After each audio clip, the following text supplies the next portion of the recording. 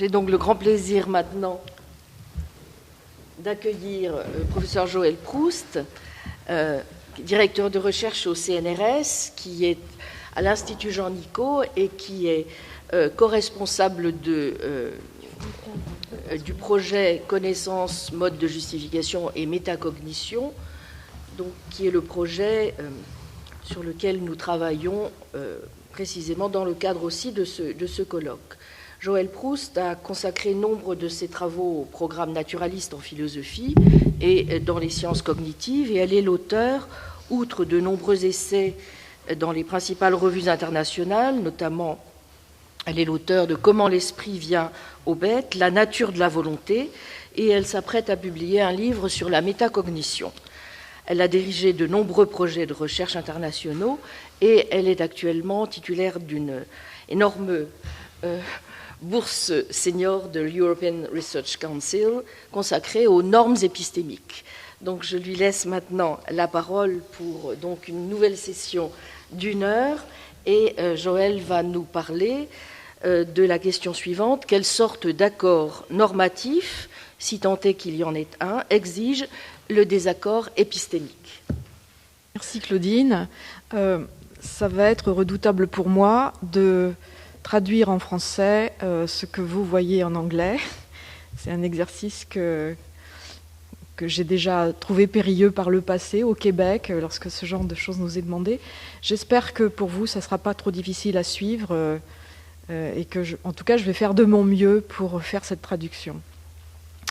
Alors, je ne parlerai pas, vous voyez en ce moment des questions qui sont les questions habituelles que se posent les épistémologues à propos du désaccord.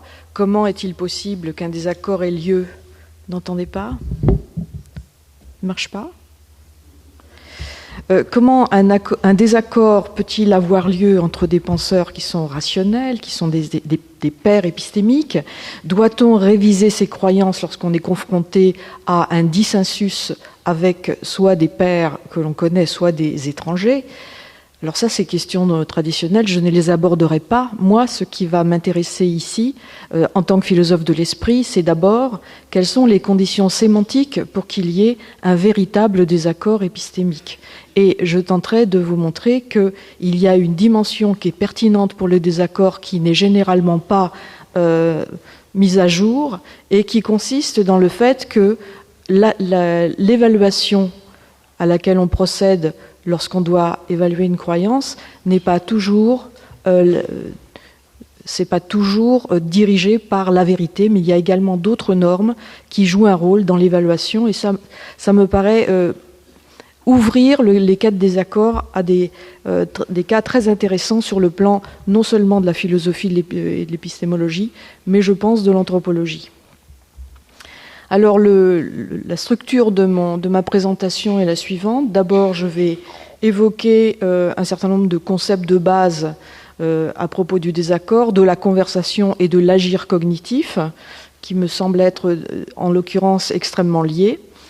Le deuxième point va être de rappeler quelques travaux qui ont été déjà faits sur la sémantique du désaccord, en particulier les travaux classiques de David Lewis et ceux plus récents de John Macfarlane.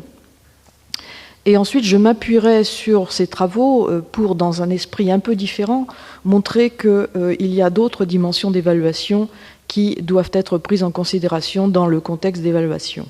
Et enfin, je poserai la question du relativisme. Alors d'abord, quelques mots sur la conversation. Un présupposé du désaccord, c'est bien entendu qu'il y ait au moins deux personnes, ou soi-même par rapport à un soi antérieur, qui tentent d'arriver à un accord sur un point donné. Alors je suivrai, pour un point de terminologie, ma collègue Isidora Stojanovic, qui a distingué donc le désaccord cool. Je crois que vraiment ça c'est en anglais dans le texte, hein. Un désaccord cool dans lequel on veut simplement exprimer à quelqu'un la perspective qu'on a sur une question ou une chose, et l'opposé à un désaccord riche dans lequel on essaye de faire un jugement apte au vrai, c'est-à-dire qui est susceptible d'être vrai ou faux, et qui peut être lui-même accepté par le partenaire. Alors, cette conversation, sur le plan de la philosophie de l'esprit, je pense qu'elle peut être vue comme une forme d'action conjointe, une forme de coopération, avec un but épistémique dont on présume qu'il est identique, mais en fait on verra que ce n'est pas toujours le cas, avec un engagement de chaque partie pour contribuer à accomplir ce but de façon réussie, en utilisant des étapes épistémiques qui sont acceptables de différentes manières, et enfin en conformité avec un ensemble de contraintes et de standards qui peuvent rester largement implicites, mais n'en sont pas moins partagés. Alors, une petite remarque aussi d'emblée, c'est que les actions ne sont pas vraies ou fausses, elles sont correctes ou incorrectes, elles réussissent ou elles échouent. Alors, comment peut-on dire qu'une conversation qui vise au vrai et qui est donc une action a quelque chose à voir avec l'épistémologie ? Je pense qu'elle peut avoir en effet une pertinence dans la mesure où les assertions qui sont faites durant cette conversation, elles, ont des propriétés épistémiques, c'est-à-dire qu'elles sont elles-mêmes, elles peuvent être évaluées par rapport au vrai, par exemple. Donc on peut, je pense, dans ce cadre, préserver à la fois l'intuition que la conversation est un ensemble d'actions cognitives, et en même temps maintenir que ces actions cognitives peuvent être évaluées sous l'angle épistémique du fait qu'elles résultent dans des croyances ou différents états mentaux qui, eux, relèvent de l'acceptabilité et de la vérité. Alors, je pense qu'il est important, ceci dit, de distinguer le fait que, comme une conversation est une action, elle a une dimension pratique, et donc le désaccord peut être pratique, c'est-à-dire qu'on peut ne pas s'entendre sur l'action que l'on va accomplir ensemble. On peut aussi ne pas s'entendre sur la manière de l'accomplir, et enfin sur les partenaires pertinents dans la conversation. Il y a des gens parfois qui se joignent à des conversations dont on aimerait qu'ils restent silencieux parce qu'on estime qu'ils n'ont pas à y contribuer, ou on peut regretter au contraire que des contributeurs possibles se voient refuser la parole. Donc ça, ce sont des désaccords pratiques, mais ça peut engager néanmoins une rationalité pratique.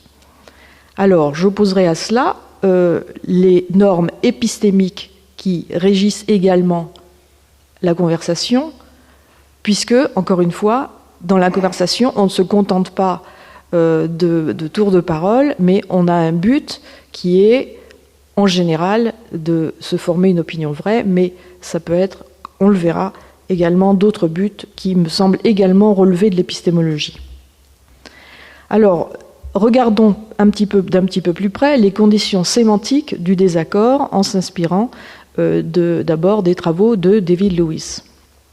Alors, David Lewis, dans un article célèbre de 1979, compare une conversation à un type de jeu où on compte les points, où on va dire un jeu à score. C'est un anglicisme, mais qui est bien commode ici. Et l'une des particularités de l'approche de Lewis, c'est qu'il envisage un jeu dans lequel on partage le score. C'est-à-dire que si l'on réussit, si on marque un point, on le marque ensemble. Il n'y a pas de point marqué chacun de son côté.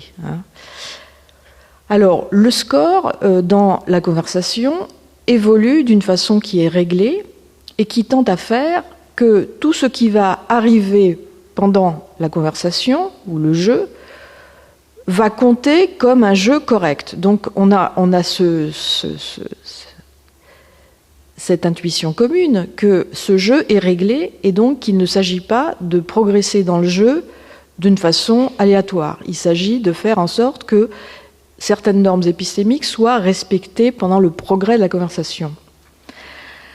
Alors, comment va-t-on faire ? Les phrases dépendent pour leur valeur de vérité ou pour leur acceptabilité sous d'autres aspects des constituants du score de la conversation au moment même où on en est dans la conversation. C'est-à-dire qu'on s'appuie sur les antécédents de la conversation pour établir si à un moment donné, telle croyance est acceptable. Donc on progresse dans la conversation, mais sur la base du passé de la conversation et bien entendu d'un ensemble de croyances partagées. Ce qui veut dire qu'il faut négocier les propriétés sémantiques, en particulier de savoir si on parle bien de la même chose et surtout si on entend les concepts de la même façon. Une partie importante de la conversation consiste à se mettre d'accord sur l'extension des concepts et une fois qu'on s'est mis d'accord sur quelque chose, on progresse de là en considérant que c'est une connaissance commune et que nous pouvons prendre ça comme un socle pour la conversation qui suit. Donc tout cela se fait avec ce que David Lewis appelle des règles d'accommodation, c'est-à-dire des shifts, des déplacements qui ont la fonction de modifier éventuellement les présuppositions que l'on avait sur le sens d'un certain terme. Donc on s'entend sur le sens des mots, on s'entend sur la référence contextuelle de ces mots, sur leur pertinence conceptuelle, en particulier aussi le rôle qu'une certaine idée peut avoir dans la conversation présente. Et plus généralement, donc, on s'entend sur une certaine saillance comparative des propositions, des croyances. Donc on se dit, par exemple, telle croyance a un rôle à jouer dans notre conversation et nous allons le valider ensemble. Si l'un des deux ne le valide pas, s'il donne de bonnes raisons de ne pas le valider, à ce moment-là, la saillance est diminuée et donc on n'aura plus le même rôle dans la suite de la conversation.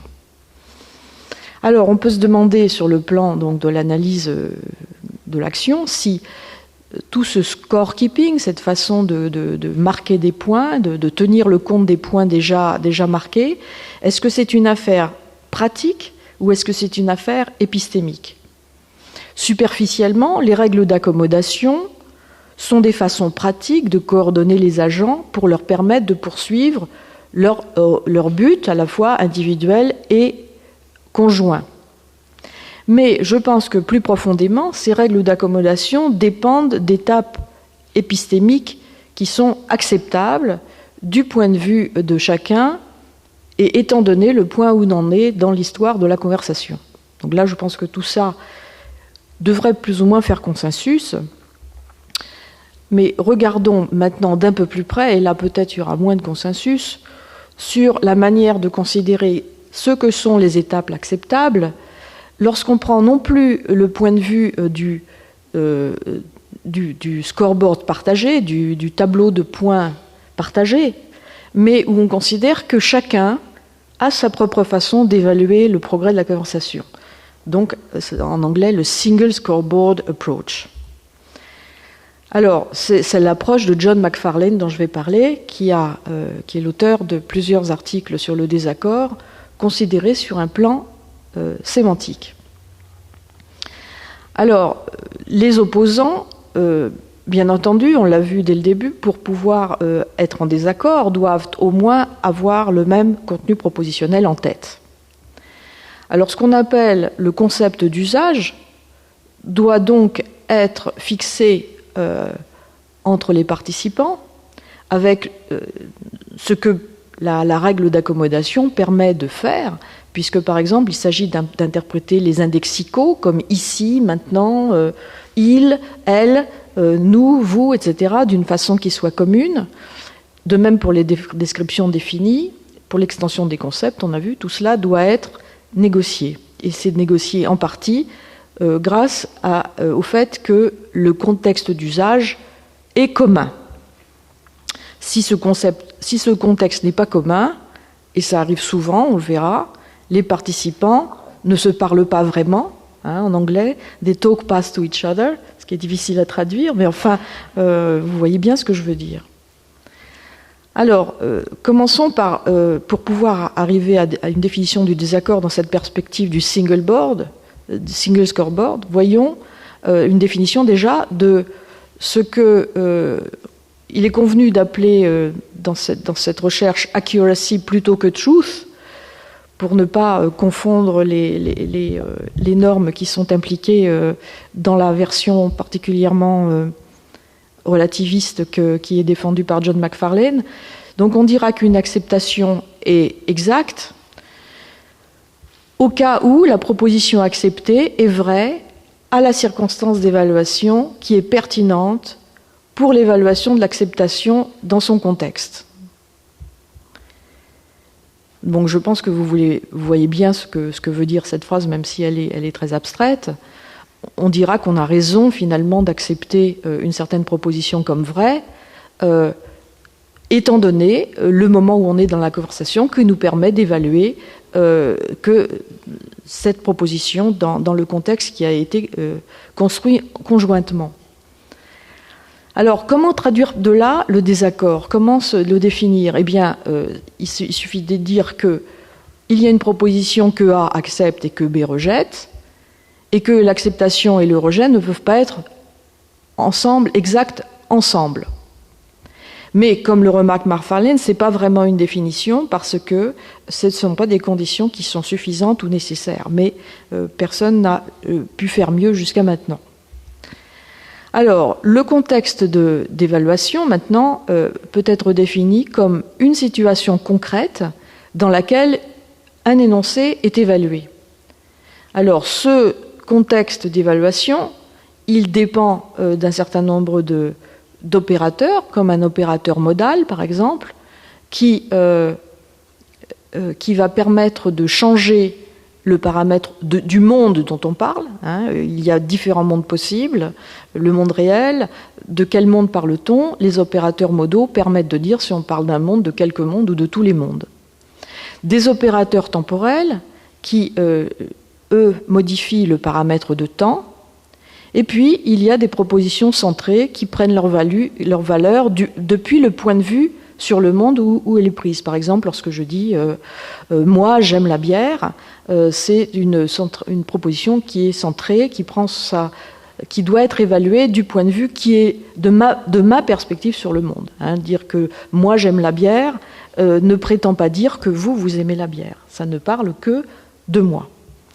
Alors, une petite incise là, le relativiste considère que c'est le point de l'évaluation, ce qu'il appelle le context of assessment, que je traduirais par contexte d'évaluation parce que je n'ai pas trouvé autre chose, mais si vous avez une meilleure idée, je suis prête à la prendre.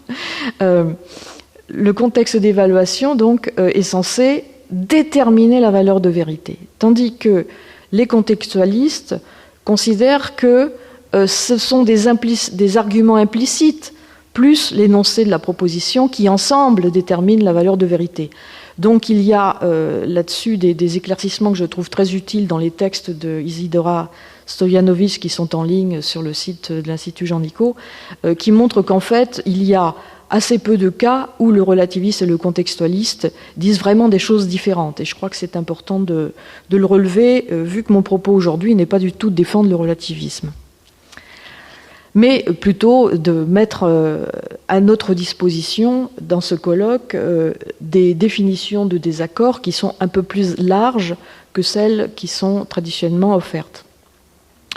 Donc Macfarlane considère précisément que c'est un avantage de son analyse sémantique qu'elle permette de distinguer des contextes différents d'évaluation pour les utiliser à un moment donné dans l'activité de scorekeeping, l'activité conversationnelle. Et donc ça nous permet de mieux comprendre comment la négociation du contexte d'évaluation peut faire partie d'une conversation qui vise au vrai. Dans l'épistémologie, pour autant que je la connaisse, du désaccord, on ne parle pas beaucoup du fait qu'on doive négocier le contexte dans lequel les opinions doivent être évaluées. Or, nous allons voir qu'il y a des formes de désaccord différentes qui résultent de la présence ou de l'absence de négociation concernant le contexte d'évaluation. Bon, alors cette diapo reprend quelque chose que j'ai déjà dit pour insister sur ce point qui est important, c'est que l'exactitude ne dépend pas de ce point de vue seulement de la proposition considérée et de son contexte d'usage, mais du contexte dans lequel elle est évaluée. L'exactitude, donc, est perspectivale ou elle est sensible à l'évaluation. Alors cette conception de Macfarlane était initialement, et je crois toujours, avancée en particulier pour traiter le cas difficile des futurs contingents et des épistémiques et des modaux épistémiques.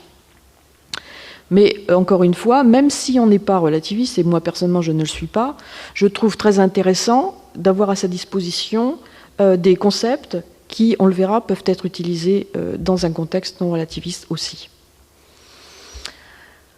Alors, l'exemple d'un désaccord dans une structure, dans une philosophie relativiste comme celle de Macfarlane, prenons l'exemple du goût, soit la proposition P, la bière a bon goût.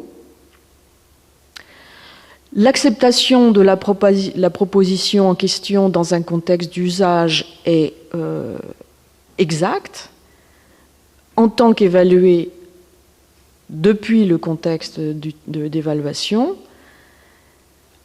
si et seulement P est vrai dans le monde du contexte d'usage et étant donné le standard de goût de l'assesseur, de l'évaluateur de ce contexte.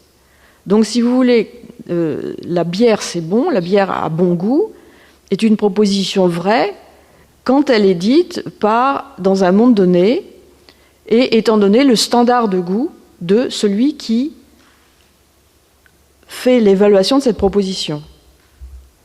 Alors ça paraît tout à fait tautologique ce que je vous dis, mais vous allez voir qu'en réalité, ça permet de distinguer des cas que, intuitivement, on aurait tendance à confondre. Le désaccord de base, c'est ce que Macfarlane appelle la non-cotenabilité de ses aptitudes avec celles des autres. C'est-à-dire que A ne peut pas, de façon cohérente, adopter l'attitude de B, étant donné que c'est une attitude qui a le même contenu et la même force, sans changer ses attitudes actuelles.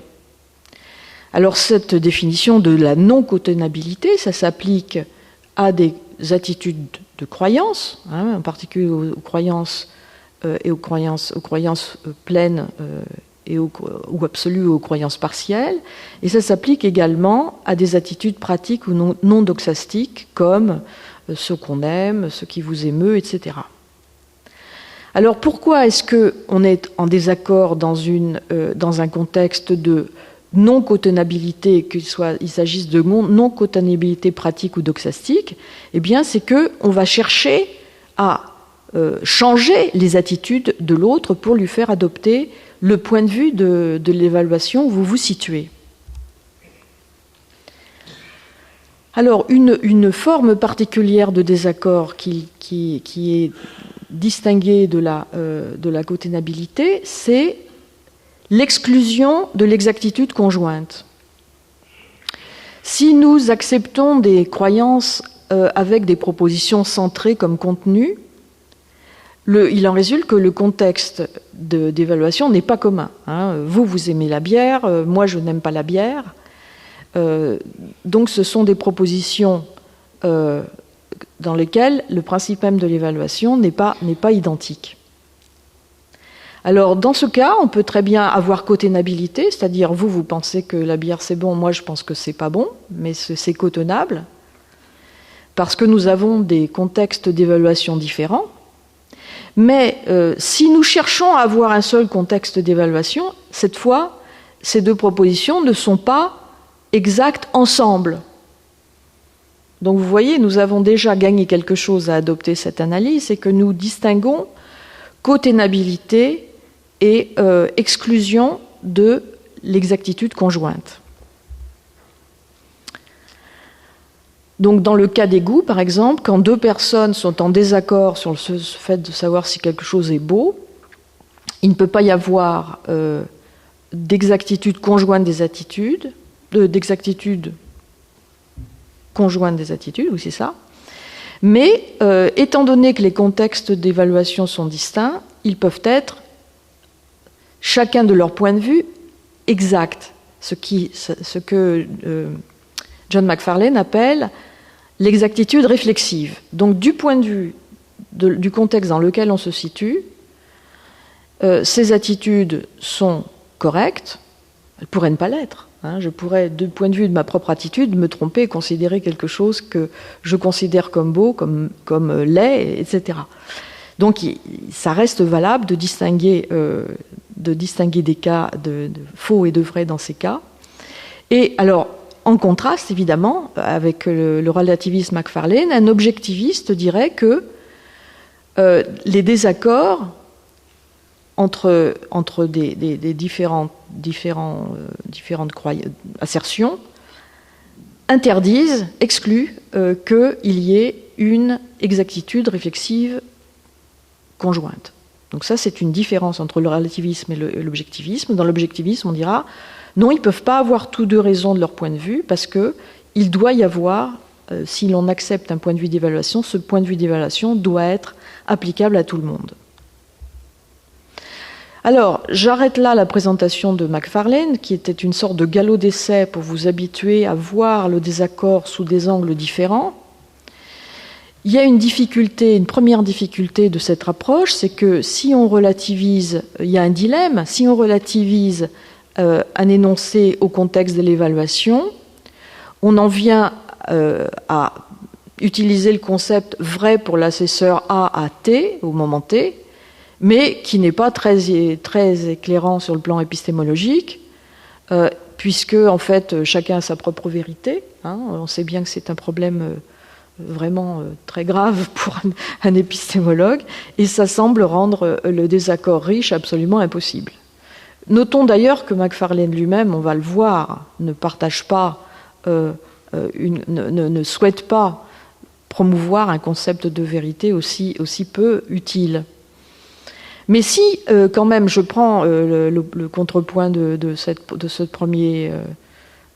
première proposition, si on ne relativise pas une assertion à un contexte d'évaluation, et si on prend le point de vue objectiviste que quelque chose doit être vrai pour tout assesseur à tout moment, eh bien là, on rencontre également d'autres difficultés, puisque entre autres, cela n'explique pas qu'il puisse y avoir un but épistémique commun et qui ne soit pas encore atteint dans la conversation. Alors, il y a des façons de s'en sortir, Dieu merci. Une première façon qui est explorée par Macfarlane, entre autres, c'est l'hypothèse qu'on doit, et par aussi les relativistes modérés comme François Recanati, c'est que un contexte d'évaluation va finir par gagner. Le vôtre, le mien ou un nouveau, et de là, on pourra parvenir à un accord, et cette fois un accord qui est susceptible de satisfaire les critères objectivistes sur une proposition. Évidemment, ça nous a obligés à retirer notre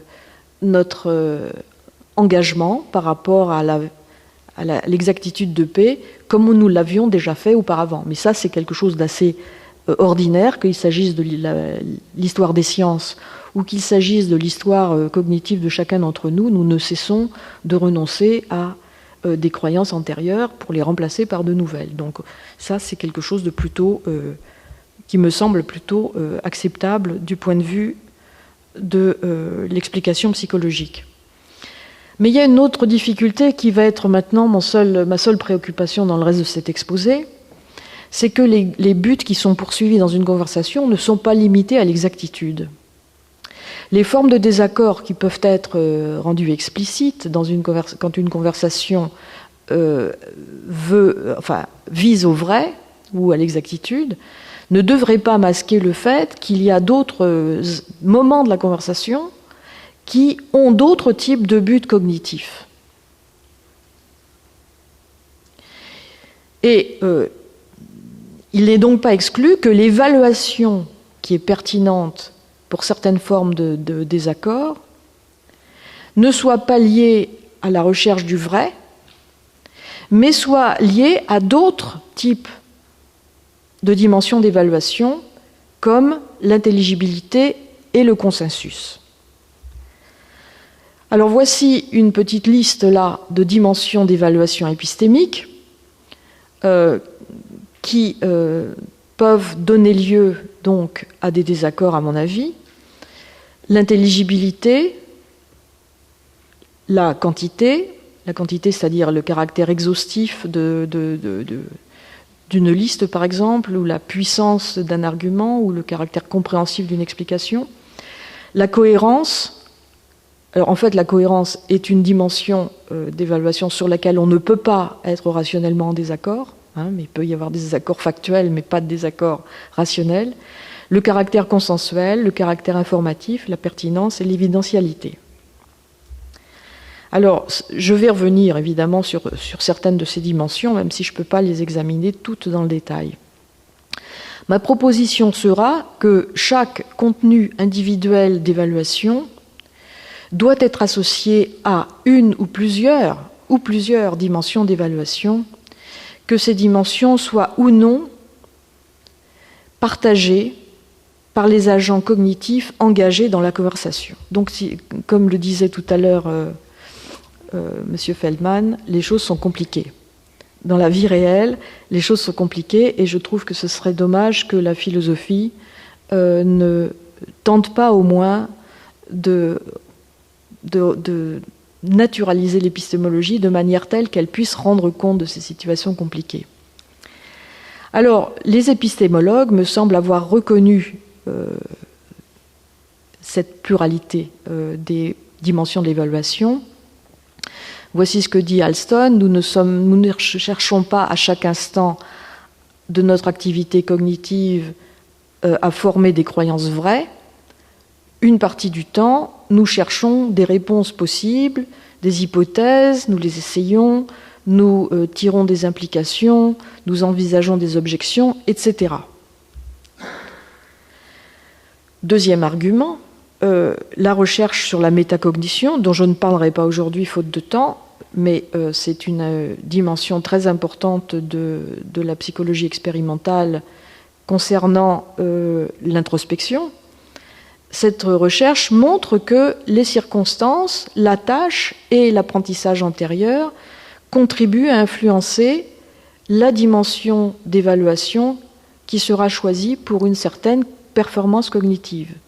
Par exemple, quand vous cherchez en mémoire un certain nombre de faits passés ou des noms propres, par exemple, eh bien, vous pouvez, selon les cas, rechercher une réponse exacte, absolument exacte, ou bien alors vous pouvez rechercher une réponse exhaustive, c'est-à-dire une réponse qui inclut avec la réponse exacte d'autres réponses qui ne le sont pas.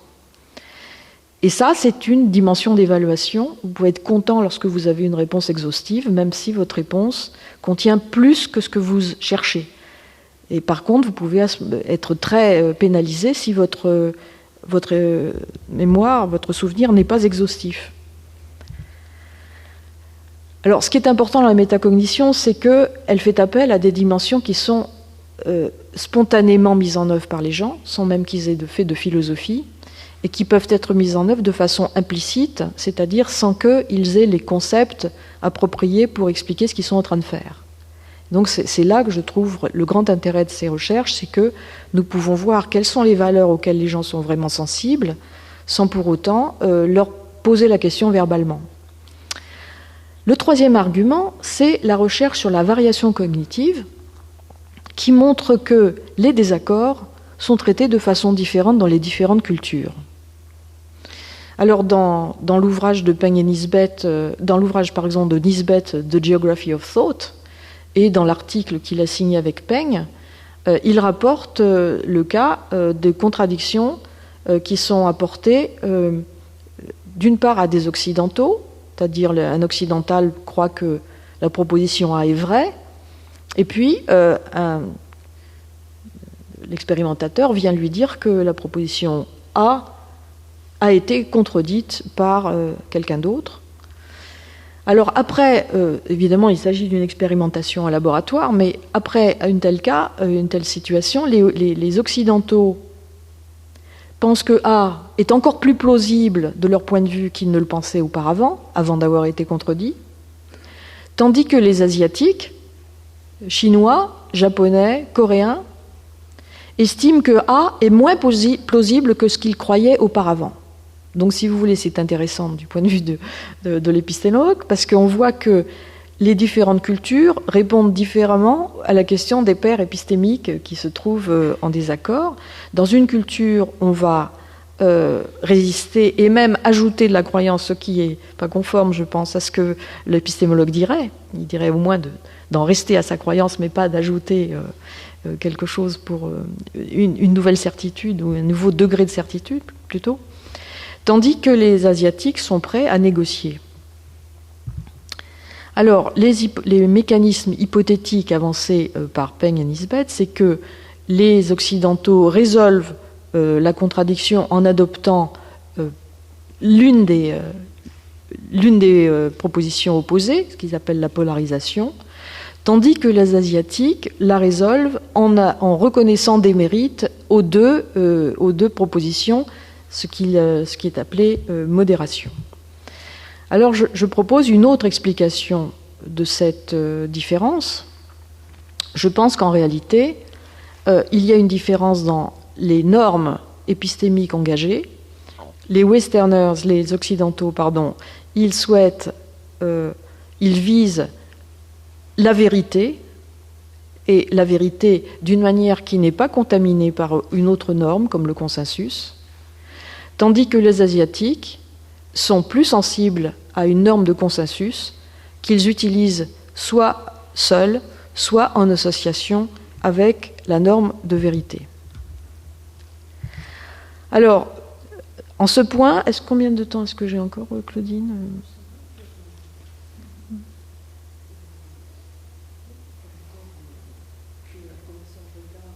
D'accord. Ah, c'est très bien.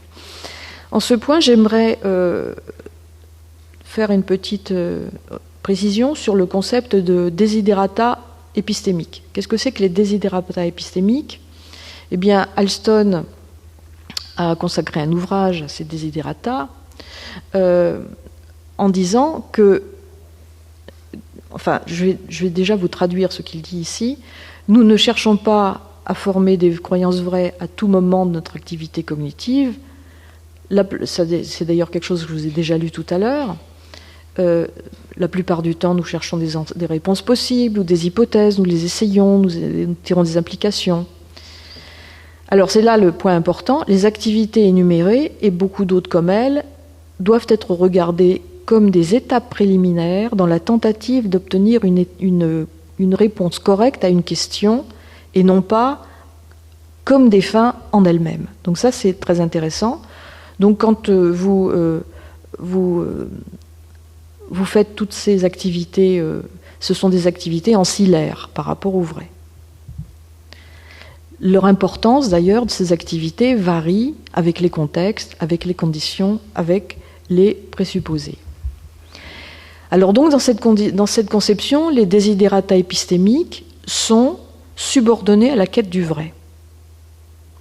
Mais il y a une autre conception possible des desiderata épistémiques, c'est qu'ils reflètent des dimensions d'évaluation qui sont potentiellement indépendantes. L'idée, c'est que même si beaucoup de gens, les épistémologues, les scientifiques, se concentrent sur des questions liées à la connaissance et aux croyances vraies, les gens ordinaires, et les scientifiques aussi dans certains moments de leur vie, même scientifique, doivent évaluer leurs états cognitifs et leurs dispositions sous un ensemble d'autres dimensions que le vrai. Donc, quelles sont les dimensions qui sont nécessairement ou presque nécessaires, enfin, pardon, je commence à patiner avec l'anglais et le français, c'est pas évident. Quelles sont les formes d'évaluation qui sont prédictives d'une évaluation comme vraie ? C'est par exemple la reliability, c'est-à-dire la fiabilité, la puissance, la vérité, la vitesse ou l'évidentialité adéquate. Ce sont des desiderata qui prédisent le vrai et dont le principal objectif est de prédire le vrai. Et ce sont ces formes de desiderata sont évidemment impliquées dans l'appréciation de ces dispositions à former des perceptions valides, des souvenirs vrais, des jugements et des raisonnements corrects. Mais il y a d'autres normes d'évaluation qui ne sont pas directement liées au vrai, ou pas seulement. La cohérence, par exemple, dans la fiction. On peut regarder dans une fiction à quel point les affirmations sont cohérentes entre elles lorsqu'elles décrivent une situation, mais ne pas s'intéresser, évidemment, puisqu'on est dans la fiction, à la façon dont cette cohérence peut prédire le vrai. La consensualité en religion, dans le commerce, en politique, on doit savoir si une opinion donnée prévaut dans un groupe, indépendamment du fait que cette opinion soit vraie ou soit fausse. Regardez par exemple le trading, c'est-à-dire le monde de la finance. Il ne s'agit pas de savoir s'il y a une vraie valeur, il s'agit de savoir ce que pensent les autres. Et c'est comme ça que finalement, on va construire une valeur. Alors, autres cas qui ne sont pas directement liés à la valeur du vrai, ce qu'on appelle en anglais la fluency, qui peut-être pourrait se traduire par fluence, mais qui recouvre les phénomènes d'intelligibilité. Il y a des situations où l'intelligibilité doit être poursuivie indépendamment de la vérité. Bon, par exemple, il y a le fameux cas du prisonnier de Searle qui doit dire un poème allemand pour passer pour allemand. Donc son problème, c'est d'être fluent, hein, c'est de donner le change. Mais c'est bien une situation réelle dans laquelle la fluency prend sa valeur. Il doit pouvoir être compris et perçu comme un bon speaker de l'allemand pour ne pas être poursuivi. Il y a aussi des situations où les agents confondent l'intelligibilité et la vérité et en font un indicateur du vrai. Ça, c'est une erreur qui est manifestée dans un certain nombre d'expérimentations sur la métacognition. Autre cas, la pertinence. La pertinence également n'est pas seulement dirigée vers le vrai, mais elle est dirigée vers toutes sortes d'autres buts. Ceci dit, on ne peut pas se passer de la sensibilité au vrai ou à l'exactitude, parce que quelle que soit la dimension de l'évaluation, toute occurrence d'évaluation doit chercher à être exacte, c'est-à-dire à être dans un bon rapport avec la norme pour cet état, afin simplement de compter comme une évaluation. En d'autres termes, une évaluation doit se soumettre à des critères objectifs, sinon ça n'est plus une évaluation.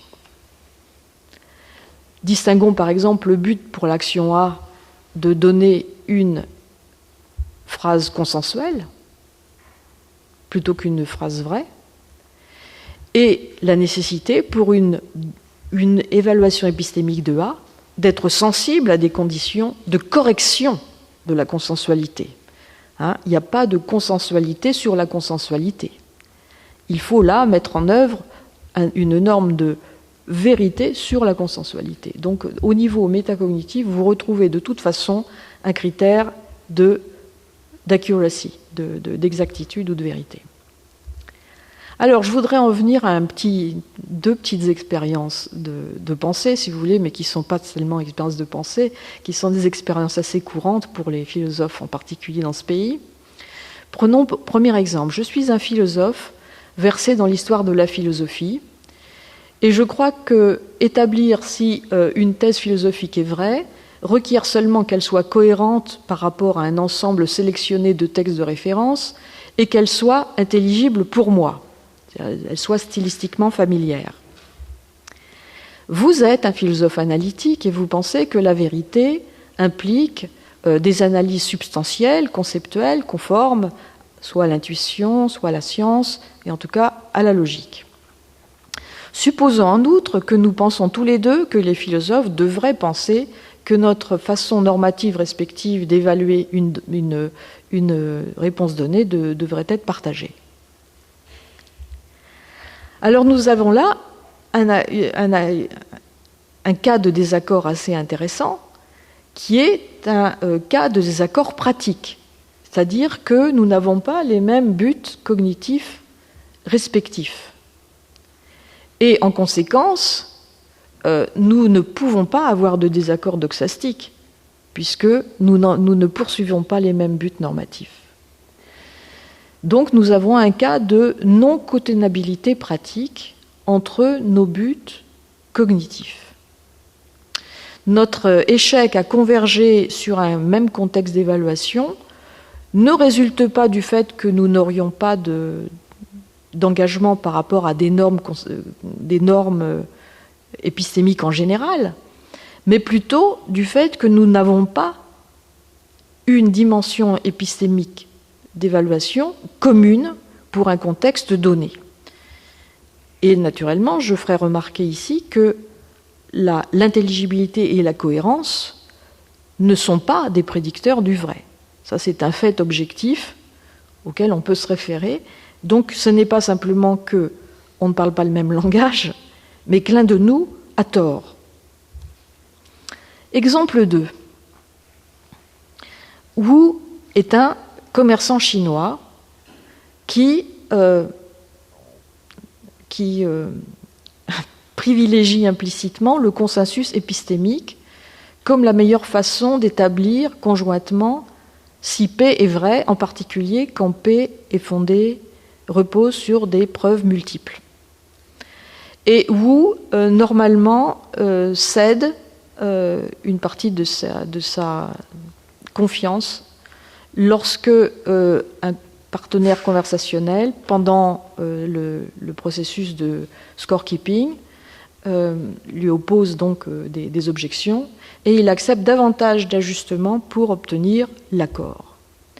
Mais Smith est la personne avec qui Wu est en train de discuter. Oui, Smith est un occidental, et lorsqu'il est confronté avec une position qui est en conflit avec la sienne, Smith tente à être plus certain qu'avant d'avoir raison sur la croyance qu'il avait.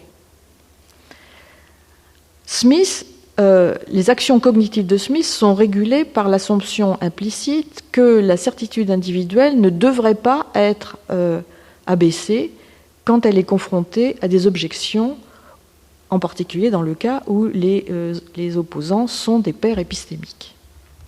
Alors dans ce cas, qu'avons-nous ? Nous avons une cotenabilité pratique, c'est-à-dire que les deux parties ont pour but ultime le vrai.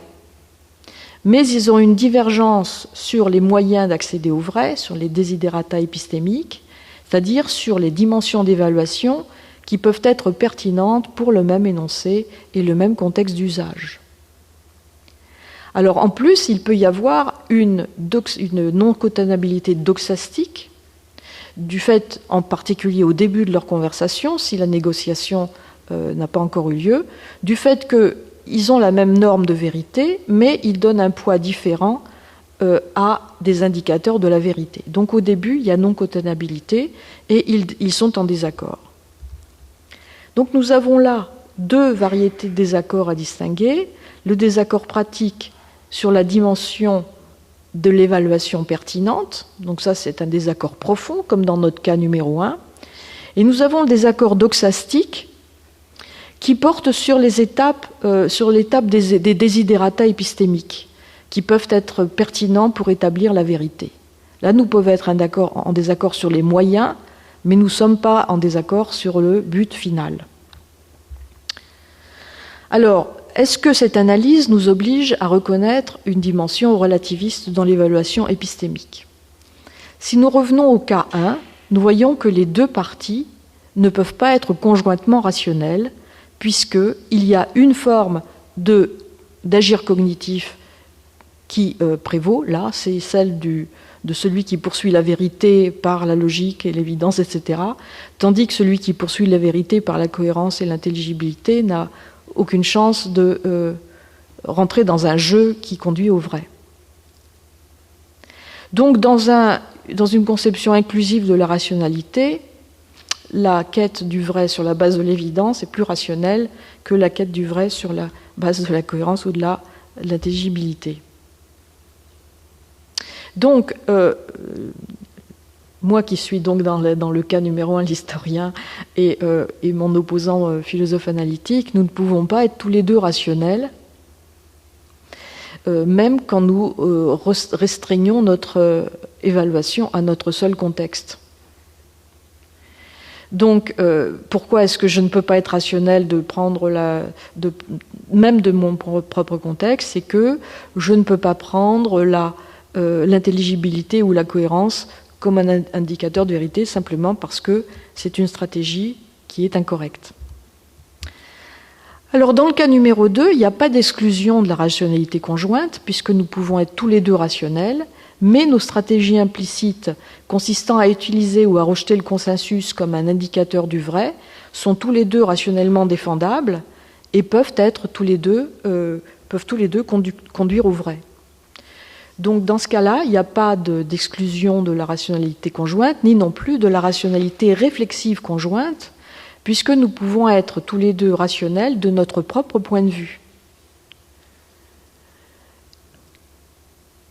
Alors nos stratégies implicites consistant à utiliser tel ou tel épistémique désidératum peut, comme on l'a vu, résulter de notre compétence antérieure à faire le suivi et le contrôle de cas de conversation réussis. Donc si vous voulez, je crois qu'il faut insister sur cette différence entre les cas numéro 1 et le cas numéro 2 quant à la rationalité. Alors, on pourrait défendre un point de vue encore plus fort, qui est de dire que pour chaque conversation qui vise au vrai, il y aurait une série optimale d'étapes que les agents devraient suivre pour identifier les sources de leurs désaccords et pour faire qu'une résolution effective soit possible. Donc ce serait évidemment une espèce de rêve de philosophe carnapien de vouloir régler une conversation selon la manière normative la plus adaptée dans chaque cas. Mais évidemment, ce rêve antérieur de la rationalité absolue, qui est une sorte de but pour les philosophes, en particulier analytiques, je remets ma casquette, se heurte d'une part à l'existence de propositions indécidables dans lesquelles la résolution n'est pas possible, mais en outre au problème de la rationalité limitée, ce qui fait qu'on ne peut pas imaginer une piste idéale pour une conversation optimale. Alors je voudrais conclure. Le désaccord épistémique riche entre agents rationnels suppose qu'ils soient d'accord sur leur but ultime, sur leur but épistémique ultime, que ce soit le vrai, que ce soit la cohérence, etc., au sens où ils doivent, au moins implicitement, utiliser la même dimension d'évaluation à chaque étape de la conversation. Alors, étant donné la limitation des ressources et l'effet de diversité cognitive, il peut être rationnel, ils peuvent être tous les deux rationnels, même s'ils reposent, s'ils font appel à des desiderata épistémiques différents pour atteindre leur but commun dans un contexte donné. Ils peuvent l'être à la condition qu'ils n'utilisent pas des indicateurs illusoires, comme on l'a vu pour le cas de l'intelligibilité ou de la cohérence, mais il y a d'autres cas également possibles d'illusion. Mais en aucun cas, il ne peut être rationnel d'abandonner la vérité ou l'exactitude comme contrainte épistémique, même lorsqu'on poursuit d'autres normes, parce que l'auto-évaluation de chaque dimension évaluative n'est valide que si elle vise à être exacte. Donc, ceci est ma dernière diapositive. Vous voyez que dans mon schéma de la multiplicité des normes épistémiques, il y a de nouveaux types de désaccords qui me paraissent descriptibles. La non-cotenabilité pratique apparaît lorsqu'une norme épistémique différente est sélectionnée. La non-cotenabilité doxastique apparaît lorsque la même norme est sélectionnée mais que des jugements incompatibles sont faits. Il y a exclusion de la rationalité conjointe lorsque deux partenaires sélectionnent des normes différentes dans la même étape conversationnelle. Rappelez-vous le cas numéro 1 des philosophes historiens et le philosophe analytique. Et enfin, il y a exclusion de la rationalité réflexive conjointe lorsque il ne peut être le cas lorsque, en particulier, l'un des deux partenaires, voire les deux, ne peuvent pas atteindre leur but parce que leurs buts ne peuvent pas être atteints étant donné la situation de la conversation. Je vous remercie.